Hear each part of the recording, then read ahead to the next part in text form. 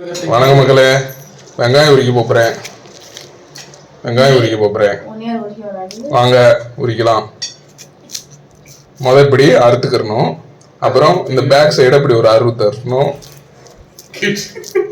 அப்படியே இருக்கணும். சரியா? இப்படி உரிச்சிட்டு இப்படி ஓகேவா?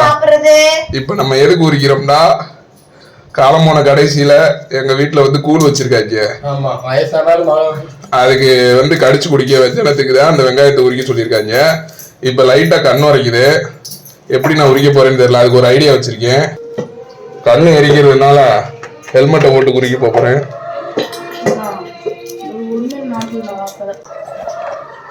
அவ்வளவுதான், உரிச்சு முடிச்சாச்சு. இக்கட தேக்கோ உரிச்சு முடிச்சாச்சு. சரியா? அங்க பாருங்க, உரிச்சுட்டே இப்ப கூழ்ல போட்டு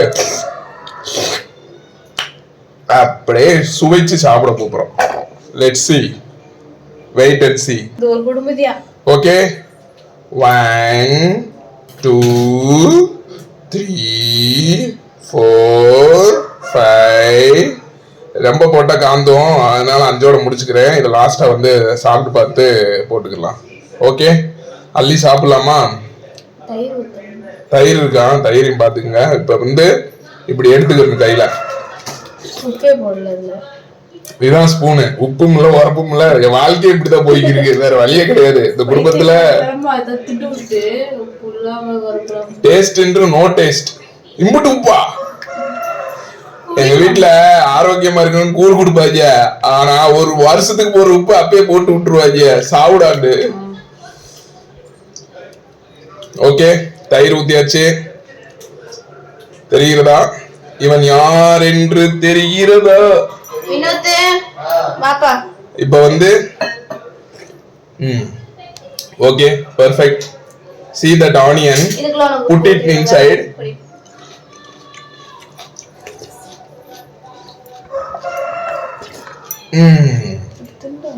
செம்மையான டேஸ்டா இருக்கு. நீங்களும் உங்க வீட்டுல இது என்ன கூழு? கேப்ப கூழு. யாரு கேட்பாங்க? கொடுத்துறாதீங்க, நீங்களே குடிங்க. இதோட மோர் வத்தல் வச்சு சாப்பிடுங்க. யாராவது கேட்டாங்கன்னா கேப்பையான்னு சொல்லுங்க. கேட்க மாட்டேன்னு சொல்லுங்க. எல்லாரும் சாப்பிடுறப்ப நல்லா இருந்த 3 சொல்லுவாங்க. நானும் 3 சொல்றேன். இப்ப நான் 4 சொல்றேன்.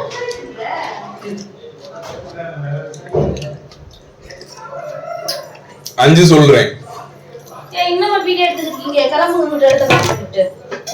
இந்த குடும்பத்துல எனக்கு மரியாதை கிடையாது. கிளம்புறேன்.